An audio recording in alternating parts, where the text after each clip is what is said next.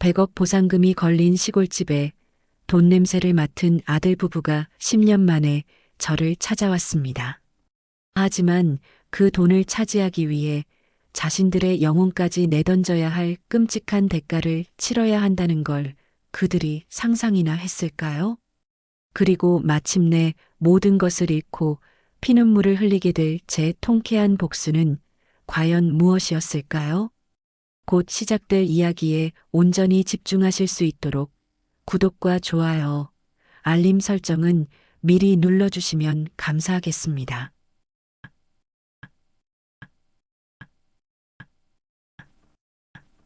해질녘의 노을이 낡은 시골집의 기와 지붕 위로 길게 늘어져 그림자를 만들고 있었습니다. 금방이라도 무너져 내릴 듯한 흙담과 여기저기 벗겨진 대문의 페인트는 집이 겪어온 인고의 세월을 말없이 증명하고 있었죠. 집의 주인 김진수 노인은 삐걱거리는 마루에 홀로 앉아 무심히 먼 산을 바라보고 있었습니다. 깊게 펜주름 사이로 스며든 저녁 햇살이 노인의 외로움을 더욱 짙게 만들었습니다. 저녁 시간이 되자 노인은 무거운 몸을 일으켜 부엌으로 향했습니다. 손수 키운 호박과 두부를 숭덩숭덩 썰어 넣고 구수한 된장을 풀어 찌개를 끓이기 시작했습니다. 보글보글 끓는 찌개 소리만이 집안의 유일한 소음이었습니다. 조촐하게 차려진 밥상에는 찌개 하나와 밭에서 막 따온 고추, 그리고 시들시들한 김치뿐이었습니다. 숟가락을 들려던 노인의 시선이 문득 벽에 걸린 낡은 흑백 사진 액자에 머물렀습니다. 먼저 세상을 떠난 아내와 젊은 시절 자신의 모습, 그리고 그 옆에 어색하게 자리한 컬러 사진 속 아들 내외의 모습. 사진 속에서 환하게 웃고 있는 아들, 김민준. 하지만 그 웃음이 이제는 너무나 멀게만 느껴졌습니다. 참을 수 없는 그리움에 노인은 결국 휴대전화를 들었습니다. 단축번호 1번을 길게 누르자 익숙한 연결음이 들려왔습니다. 몇 번의 신호 끝에 아버지, 왜요? 라는 무뚝뚝한 목소리가 수화기 너머에서 들려왔습니다. 아니다. 그냥 밥은 먹었나 해서. 아, 지금 바빠요. 회의에 들어가야 해서. 용돈 필요하시면 말씀하시고요. 끊을게요. 달칵? 아들의 대답을 들을 새도 없이 전화는 끊어졌습니다. 노인은 씁쓸한 미소를 지으며 휴대전화를 내려놓았습니다. 바쁘다. 그 말이 마치 세상에서 가장 높은 벽처럼 느껴졌습니다. 그때였습니다. 마을의 좁은 비포장도로를 따라 흙먼지를 일으키며 매끈한 검은색 세단 한 대가 조용히 들어오고 있었습니다. 마을의 풍경과는 전혀 어울리지 않는 이질적인 모습이었죠. 차는 정확히 김진수 노인의 집 대문 앞에서 멈춰 섰고 운전석에서 깔끔한 비즈니스 정장 차림의 젊은 여성 윤지아 대리가 내렸습니다. 그녀는 손에 든 서류 가방을 고쳐쥐고 잠시 망설이다 낡은 대문을 조심스럽게 열고 들어섰습니다. 인기척에 마루를 보던 진수 노인은 낯선 방문객의 모습에 의아한 표정을 지었습니다. 어르신, 김진수 어르신 맞으십니까? 윤지아 대리는 공손하게 고개를 숙이며 자신을 소개했습니다. 그리고는 조심스럽게 하지만 분명한 목소리로 말했습니다. 다름이 아니오라 어르신 댁과 소유하신 토지가 이번 신도시 개발 부지로 확정되셨습니다. 보상금은 총 100억 원으로 책정되었습니다. 100억? 그 숫자가 귓가에 박히는 순간 진수 노인의 손에 들려있던 숟가락이 마룻바닥으로 쨍그랑 소리를 내며 떨어졌습니다. 노인의 세상이, 그 적막하던 세상이 뿌리부터 흔들리기 시작했습니다. 서울의 스카이라인이 한눈에 내려다 보이는 고급 주상복합 아파트. 이곳은 김민준과 박서현 부부의 보금자리였습니다. 거실 소파 위에는 방금 백화점에서 쇼핑한 듯한 명품 쇼핑백들이 어지럽게 널려 있었죠. 며느리 박서연은 새로 산 명품 가방을 이리저리 돌려보며 가장 예쁜 각도를 찾아 사진을 찍는데 여념이 없었습니다. 역시 신상은 바로 질러줘야 해. 안 그래, 자기? 그녀는 만족스러운 미소를 지으며 방금 찍은 사진을 자신의 SNS에 업로드했습니다. 해시태그 오난, 해시태그 데일리룩, 해시태그 신상백 같은 해시태그를 다는 것도 잊지 않았죠. 한편 남편 김민주는 소파 반대편에 앉아 스마트폰 주식 앱만 뚫어져라 쳐다보고 있었습니다. 파란색으로 도배된 수익률 화면에 그의 미간은 점점 더 깊게 패여만 갔습니다. 젠장, 또 떨어졌어. 이놈의 주식은 오를 생각을 안 하네. 그는 신경질적으로 스마트폰을 소파에 던졌습니다. 바로 그 순간 띠링 마이너스하고 경쾌한 알림음이 울렸습니다. 고향에 사는 먼 친척에게서 온 문자 메시지였습니다. 평소라면 무시하고 지웠을 테지만 무심코 화면을 본 민준의 눈이 그대로 멎어버렸습니다. 형님 들었소? 진수 형님 댁이 개발 부지에 들어가서 보상금이 100억이 터졌다네. 인생 역전이요. 100억? 그 두 글자가 민준의 동공 속에서 무한히 확장되는 듯 했습니다. 그는 눈을 몇 번이고 비볐지만 문자의 내용은 사라지지 않았습니다. 숨이 멎고 심장이 미친 듯이 뛰기 시작했습니다. 서연아, 이리 와봐. 빨리.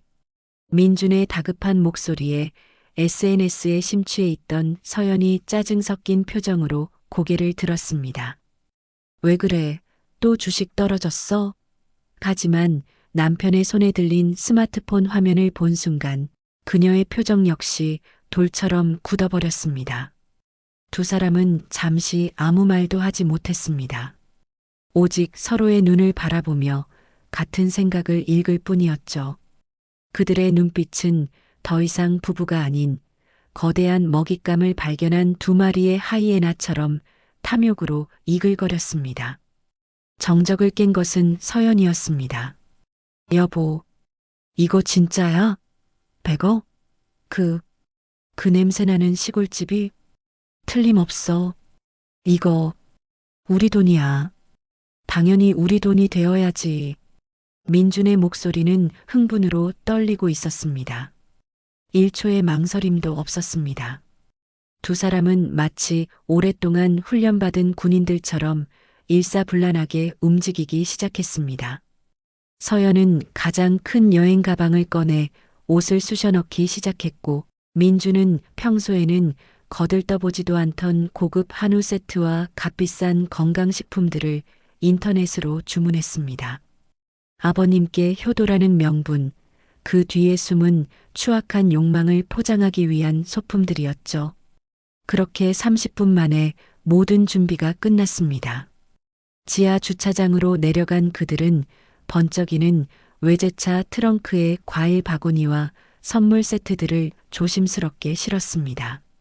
마치 오랫동안 병상에 계신 부모님을 뵈러 가는 효심지극한 자식들의 모습 같았지만 그들의 얼굴에는 비장함마저 감돌았습니다. 차에 올라탄 민준이 운전대를 잡으며 서연에게 말했습니다. 이번에 가서 정신 똑바로 차려야 해. 아버지가 어수룩하다고 해서 방심하면 안 돼. 이 돈 무조건 우리가 다 가져와야 한다고. 서연도 결심에 찬 표정으로 고개를 끄덕였습니다. 걱정 마. 시골 노인네 하나 구워 삶는 거 일도 아니니까. 가서 세상에 둘도 없는 효자, 효부 노릇 한번 제대로 해보자고. 두 사람을 태운 차는 굉음을 내며 지하 주차장을 빠져나와 그들이 그토록 경멸하던 시골을 향해 질주하기 시작했습니다. 돈 냄새를 맡은 하이에나들의 사냥이 시작된 것이었습니다. 밤늦은 시각, 김진수 노인의 집 앞에 요란한 엔진 소리와 함께 번쩍이는 헤드라이트 불빛이 어둠을 갈랐습니다. 어둠과 적막에 익숙한 시골 마을에 나타난 외제차는 마치 불청객과도 같았습니다. 차문이 열리고 민준과 서연이 내렸습니다.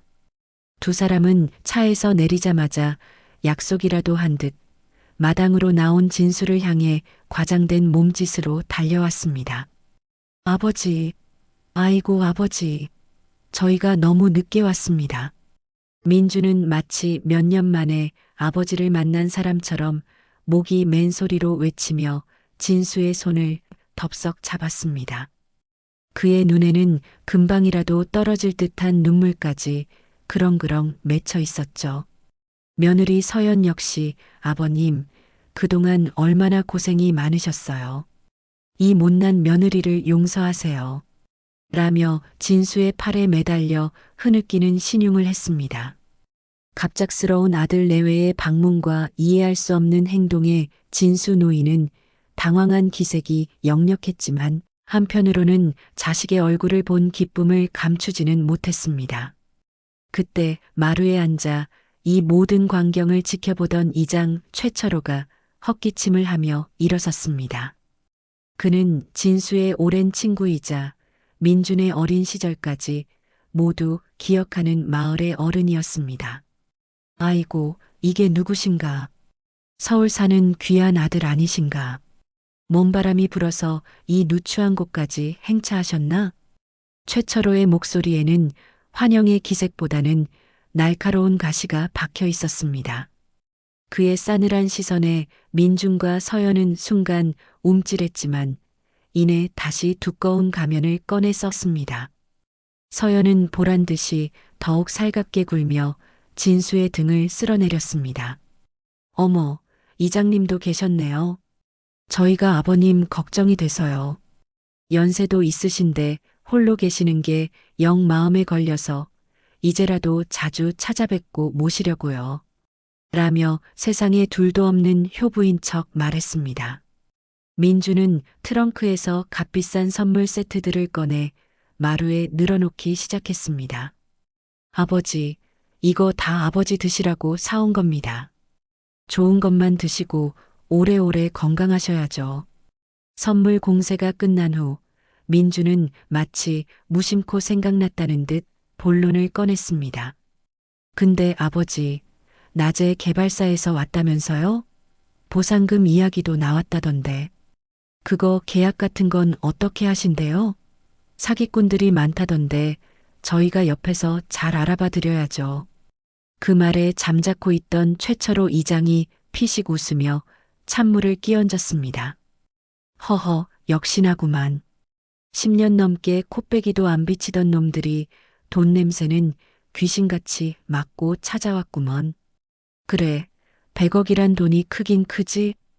이장의 직설적인 말에 민준 부부의 얼굴이 순간 불그락푸르락 변했습니다. 하지만 그들은 프로였습니다. 민준은 금세 억울하다는 표정을 지으며 목소리를 높였습니다. 이장님 말씀을 어떻게 그렇게 하십니까? 저희가 돈 때문에 온 줄 아세요? 오직 아버님 걱정돼서 한 걸음에 달려온 겁니다. 서연 역시 눈꼬리를 치켜뜨며 거들었습니다. 맞아요. 저희가 얼마나 아버님을 생각하는데요. 진수 노인은 아무 말 없이 아들 내외와 친구 최철호를 번갈아 쳐다볼 뿐이었습니다.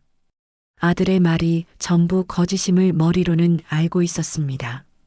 평생을 외면하던 자식들이 돈 때문에 달려왔다는 것을 왜 모르겠습니까? 하지만 그럼에도 불구하고 마음 한구석에서는 혹시나 하는 작은 희망이 피어오르는 것을 막을 수가 없었습니다. 돈 때문이라도 좋으니 이렇게라도 자식의 얼굴을 보고 함께 밥 한 끼 먹을 수 있다면 노인의 마음은 실망과 희망 사이에서 복잡하게 흔들리고 있었습니다. 다음 날 아침 동이 트자마자 시골집은 때 아닌 활기로 소란스러워졌습니다. 며느리 서연은 난생 처음 써보는 낡은 아궁이에 불을 붙이려 애쓰며 연기를 잔뜩 마셔 콜록거렸습니다. 아버님, 제가 아침 진지 따끈하게 차려드릴게요. 그녀의 목소리는 밝았지만 얼굴에는 검댕이 묻은 채 귀찮음과 짜증이 역력했습니다. 결국 그녀가 차려낸 것은 근처 마트에서 사온 즉석 북엇국과 반찬들이었지만 진수 노인은 오랜만에 받아보는 아침상에 그저 묵묵히 숟가락을 들었습니다. 식사가 끝나자마자 아들 민준의 본격적인 압박이 시작되었습니다. 그는 아버지의 뒤로 다가가 뭉친 어깨를 주무르는 척하며 본색을 드러냈습니다. 아버지, 어깨 많이 뭉치셨네요. 평생 고생만 하시고, 이제 저희가 호강시켜 드려야죠. 그러니까 말입니다, 아버지. 그 보상금 계약 말이에요. 하루라도 빨리 처리하는 게 좋지 않겠어요? 괜히 시간 끌다가 개발 계획이 취소라도 되면 큰일이잖아요. 진수 노인은 아들의 손길을 가만히 받으며 나지막이 말했습니다. 그리 서두를 것 없다. 평생 살아온 집인데 생각할 시간이 필요하구나. 하지만 민주는 포기하지 않고 집요하게 파고들었습니다. 그 시간 서연은 먼지떨이를 들고 집안 구석구석을 청소하는 신용을 하고 있었습니다. 하지만 그녀의 진짜 목적은 청소가 아니었죠. 그녀는 먼지를 터는 자신의 모습을 여러 각도에서 셀카로 찍어 SNS에 올리는데 여념이 없었습니다. 해시태그 시부모님 댁 해시태그 효도는 셀프 해시태그 오랜만에 청소한 이상쾌라는 가증스러운 해시태그와 함께 말입니다. 이 모든 위선적인 풍경을 마당을 서성이던 이장 최철호는 착잡한 심정으로 지켜보고 있었습니다. 상황은 점점 더 대담해졌습니다. 민주는 아버지가 밭에 나간 사이 개발사 직원 윤지아에게 직접 전화를 걸었습니다. 아, 윤 대리님. 김진수 어르신 아들입니다. 아버지가 연로하셔서 판단이 좀 흐리세요. 계약 관련해서는 저랑 이야기하시면 됩니다. 필요한 서류는 뭐죠? 아버지를 무능력한 늙은이로 취급하며 월권행위를 서슴지 않는 그의 모습에 결국 최철호 이장의 인내가 한계에 다다랐습니다. 이놈, 나와서 얘기 좀 하자. 최 이장은 민준의 팔을 거칠게 잡아 끌고 마을 정자나무 아래로 향했습니다. 그는 더 이상 돌려 말하지 않았습니다. 내 놈이 사람 새끼냐? 평생 너 하나 보고 산 애비한테 이게 무슨 짓이야. 애비 등쳐먹는 짓은 당장 그만두란 말이다. 우레와 같은 호통에도 민주는 눈 하나 깜짝하지 않았습니다. 오히려 적반하장으로 소리쳤습니다. 이장님이 뭔데 우리 집안일에 참견이십니까? 법적으로 제 아버지 재산은 제 겁니다. 상관 마시고 가시던 길이나 가세요. 그리고 이 모든 대화를 밭에서 돌아오던 진수 노인은 담벼락 뒤에 서서 전부 듣고 말았습니다. 아들이 자신을 판단 흐린 늙은이로 취급했다는 사실, 그리고 돈 앞에서 짐승처럼 변해버린 아들의 민낯. 노인은 아무 말 없이 조용히 발길을 돌려 집으로 들어갔습니다. 그의 어깨는 천근만근의 돌을 얹은 듯 무겁게 축 처져 있었습니다. 그날 밤 깊은 어둠이 내린 시골집. 모두가 잠들었다고 생각한 시간, 민주는 살금살금 고양이처럼 아버지의 방문을 열고 들어섰습니다. 그의 목표는 단 하나, 낮에 아버지가 잠시 꺼내보았던 인감도장이었습니다.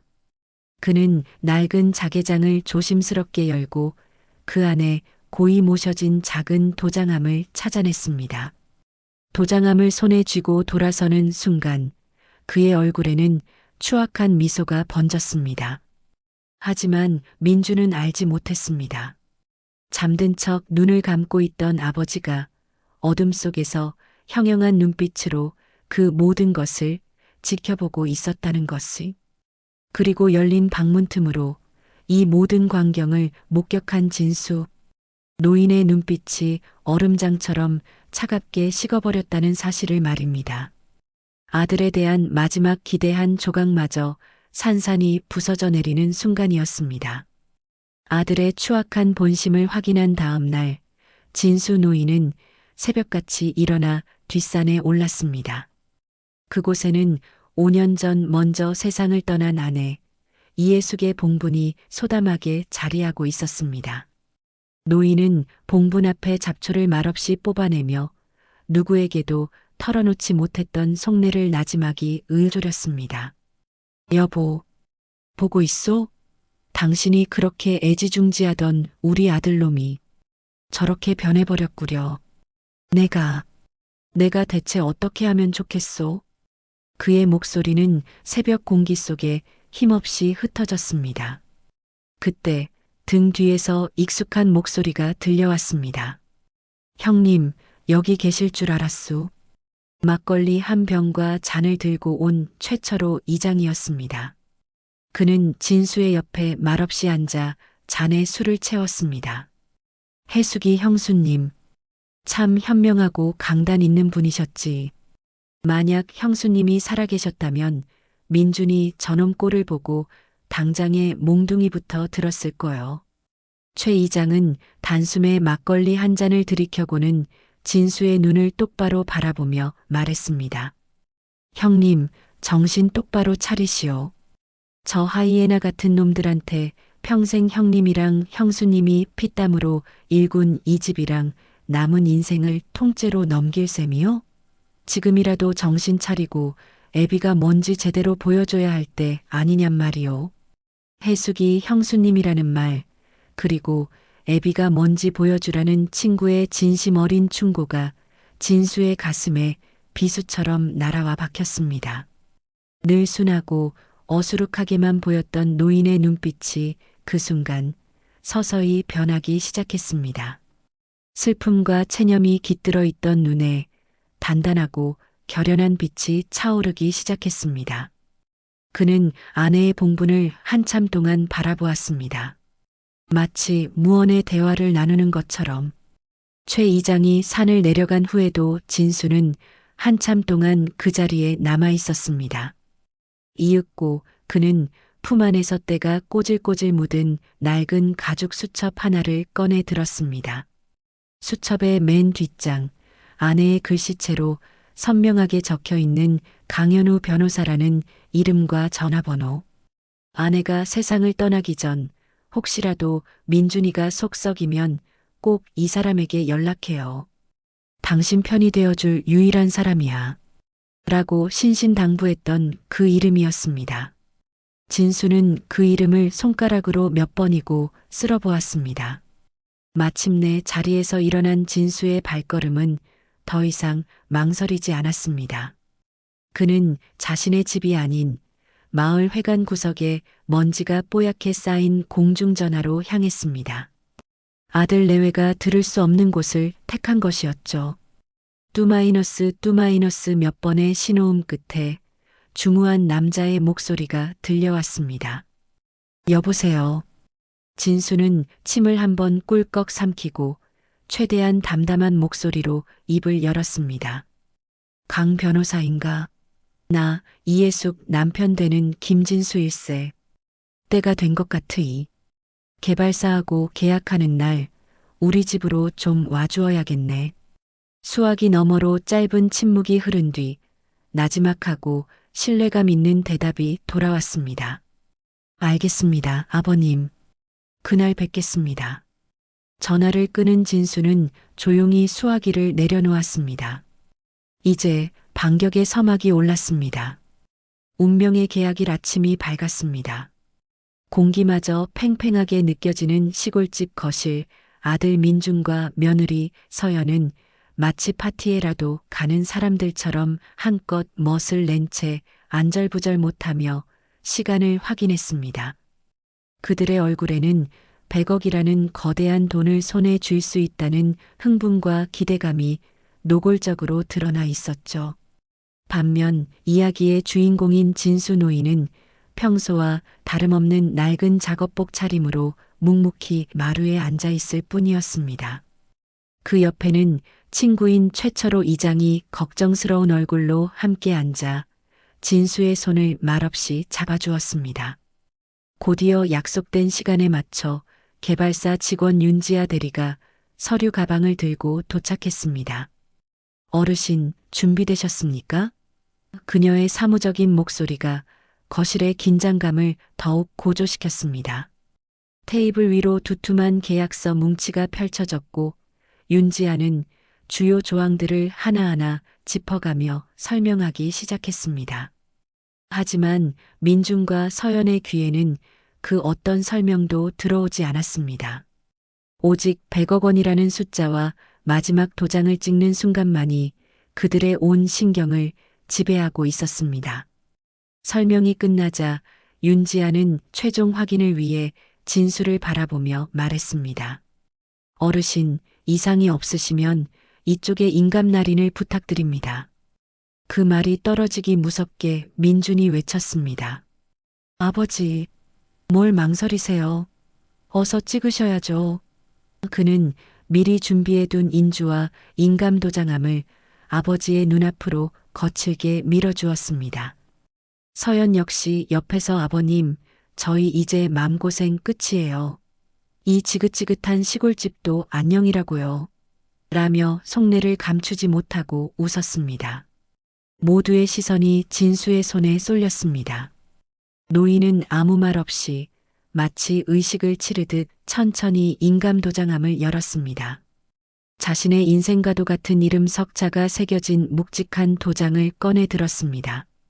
그리고는 붉은 인주를 향해 천천히, 아주 천천히 도장을 가져갔습니다.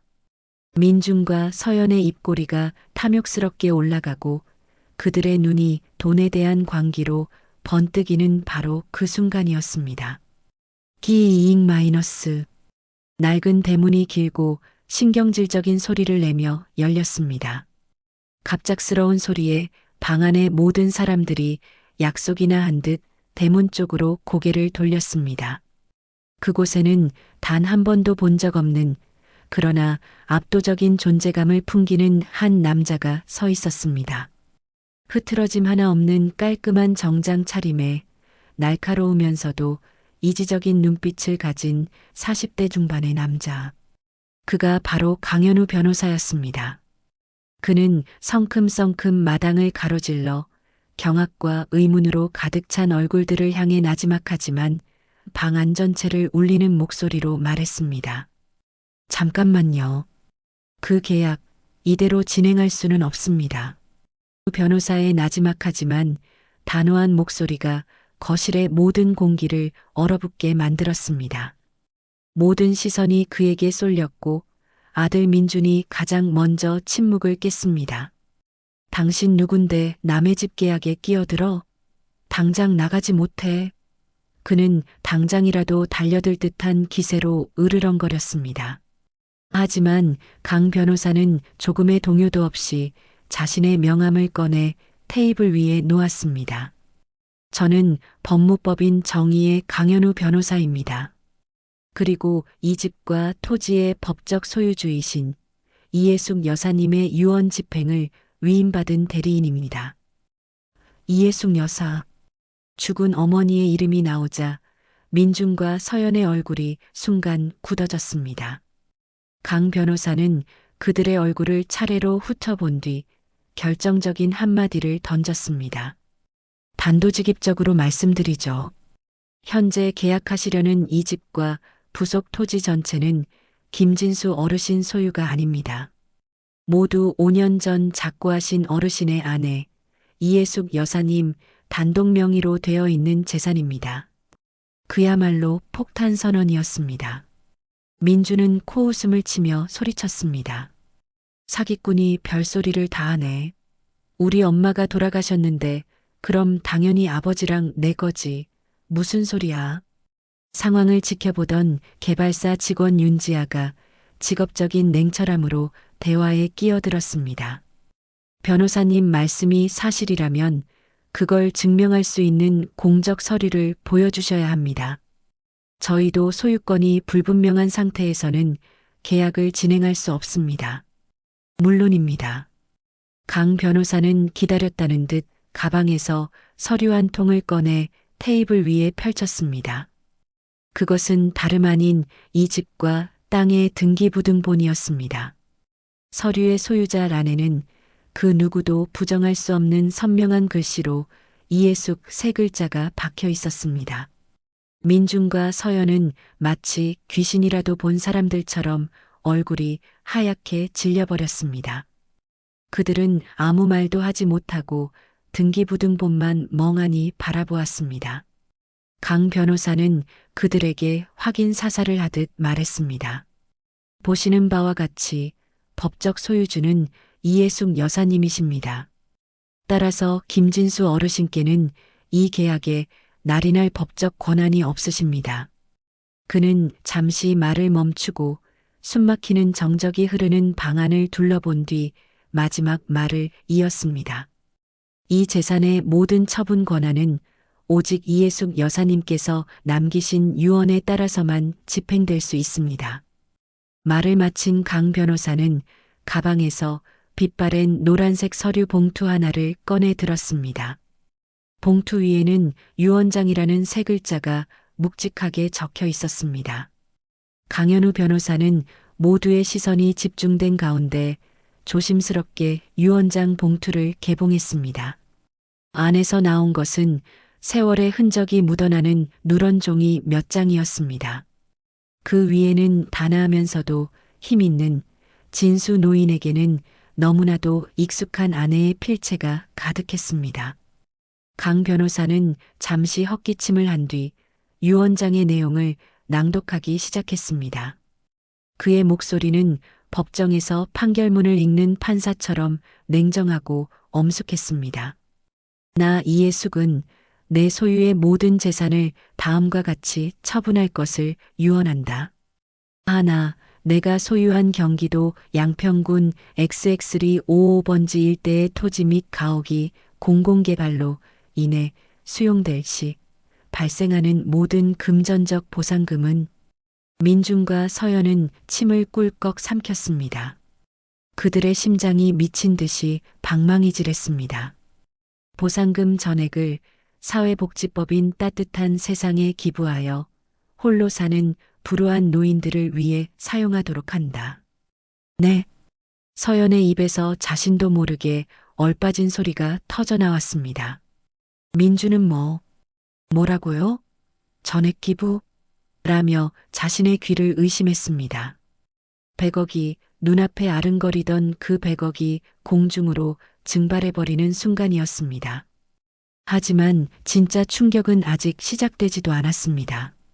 강 변호사는 아랑곳하지 않고 다음 조항을 읽어 내려갔습니다. 하나, 나의 유일한 상속 재산인 위 토지 및 가옥은 아래의 조건을 모두 충족할 경우에 하나여 아들 김민준에게 상속한다.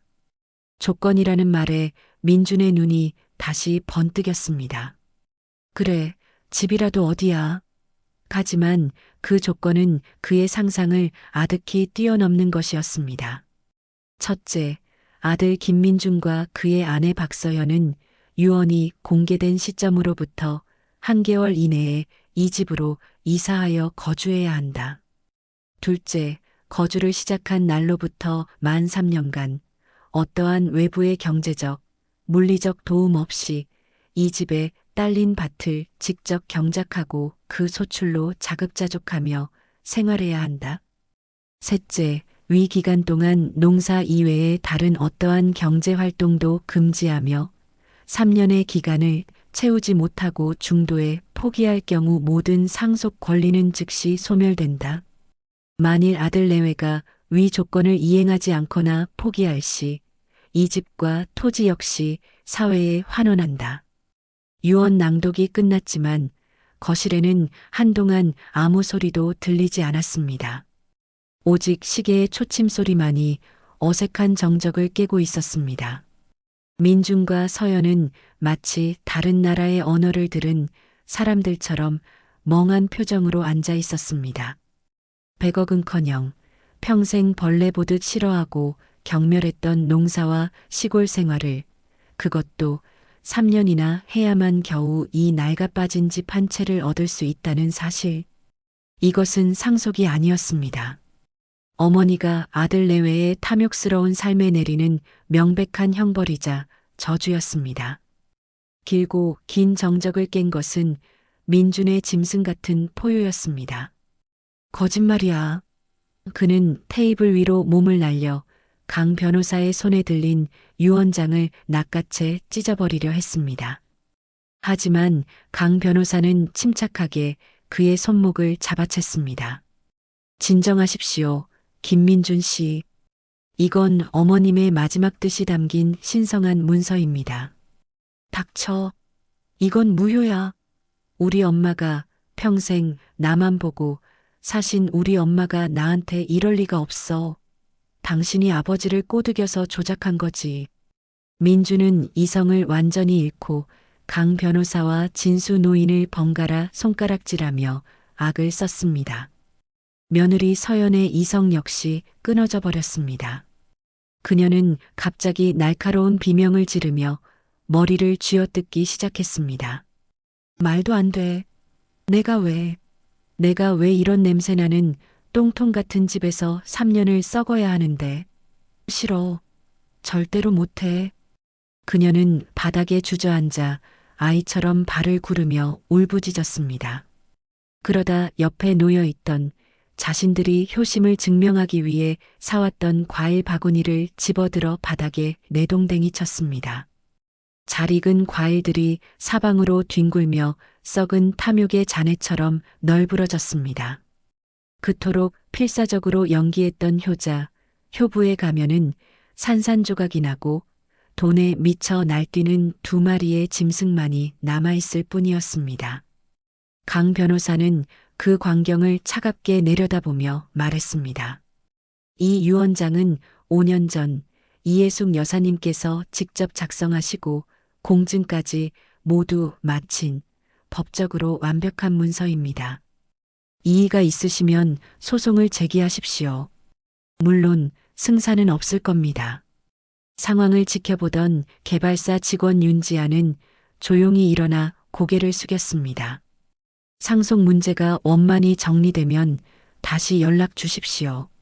저희는 이만 가보겠습니다. 그녀는 더 이상 이 추악한 가족 드라마에 얽히고 싶지 않다는 듯 서둘러 집을 빠져나갔습니다. 모든 것이 끝났다고 생각한 순간 궁지에 몰린 민주는 마지막 화살을 아버지에게 돌렸습니다. 전부 아버지 때문이야. 평생 무능력하게 시골에 처박혀서 엄마 고생만 시키더니 아버지가 엄마를 제대로 사랑해줬으면 엄마가 이런 악독한 유언을 남겼겠어? 당신이 우리 엄마를 죽인 거고 내 인생까지 망친 거야. 자식의 입에서 나온 가장 잔인한 비수였습니다.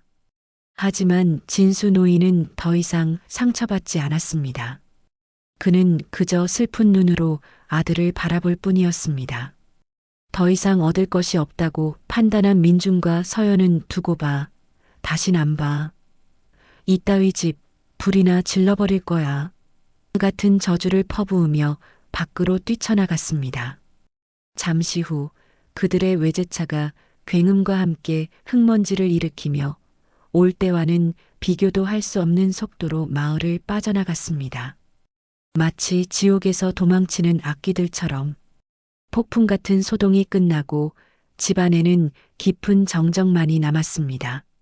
마치 아무 일도 없었다는 듯 오직 마당의 햇살만이 평화롭게 빛나고 있었습니다. 최철호 이장은 널브러진 과일 조각들을 치우며 혀를 찼습니다. 그리고는 진수의 곁으로 와 뭉툭한 손으로 그의 등을 툭툭 두드렸습니다. 자네 마누라. 해숙이 형수는 정말 대단한 여자였어.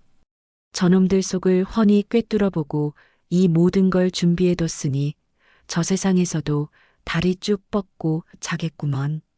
강현우 변호사는 조용히 서류들을 정리하며 입을 열었습니다. 아버님, 사실 어머님께서 이 유언을 남기실 때 제게 따로 부탁하신 말씀이 있었습니다.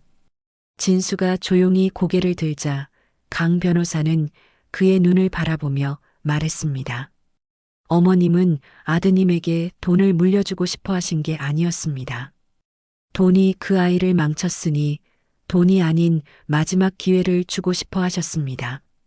자신이 평생 발붙이고 살았던 이 땅에서 직접 땀 흘려 일하는 것의 가치와 자신의 뿌리가 얼마나 소중한지를 깨달을 마지막 기회 말입니다. 물론 아드님은 그 기회를 제 발로 걷어차 버렸지만요. 그제야 진수는 아내가 남긴 유언의 진짜 의미를 온전히 깨달았습니다. 그것은 복수가 아닌 뒤틀려버린 자식에 대한 마지막 사랑이자 가르침이었던 것입니다. 진수는 말없이 일어나 벽에 걸린 아내의 영정사진 앞으로 다가갔습니다. 사진 속 아내는 세월이 흘러도 변치 않는 온화한 미소로 남편을 바라보고 있었습니다. 마치 그동안 고생 많았어요, 여보. 당신은 잘 해냈어요. 라고 말하는 듯 했습니다. 진수의 깊게 팬 눈가에서 뜨거운 눈물 한 방울이 주름진 뺨을 타고 흘러내렸습니다. 하지만 그것은 더 이상 자식에 대한 원망이나 슬픔의 눈물이 아니었습니다. 평생을 함께한 아내의 깊은 지혜와 사랑에 대한 고마움, 그리고 모든 것을 이해하게 된 안도의 눈물이었습니다. 100억이라는 거대한 돈은 신기루처럼 사라졌지만 그는 돈보다 훨씬 더 소중한 것을 지켜냈습니다. 평생을 바친 아내와의 추억, 그리고 인간으로서의 마지막 존엄성을. 그것이야말로 아내가 그에게 남긴 진짜 유산이었습니다. 잠시 후 진수는 다시 마루에 홀로 앉았습니다. 이야기의 처음과 똑같은 모습이었지만 모든 것이 달라져 있었습니다. 그의 표정은 더 이상 외롭거나 쓸쓸하지 않았습니다. 모든 풍파를 겪고 난 뒤의 평온함과 단단함이 그의 얼굴에 깃들어 있었습니다. 그는 아내가 사랑했던 저물녘의 밭과 산을 바라보며 아주 오랜만에 편안한 미소를 지었습니다. 집은 다시 고요해졌지만 그 고요함은 이제 충만함으로 가득 차 있었습니다. 이번 이야기 여러분은 어떻게 보셨나요? 댓글로 여러분의 소중한 생각을 자유롭게 남겨주세요. 구독과 좋아요, 알림 설정은 다락방 열차가 다음 역을 향해 나아가는데 가장 큰 힘이 됩니다. 시청해주셔서 진심으로 감사합니다.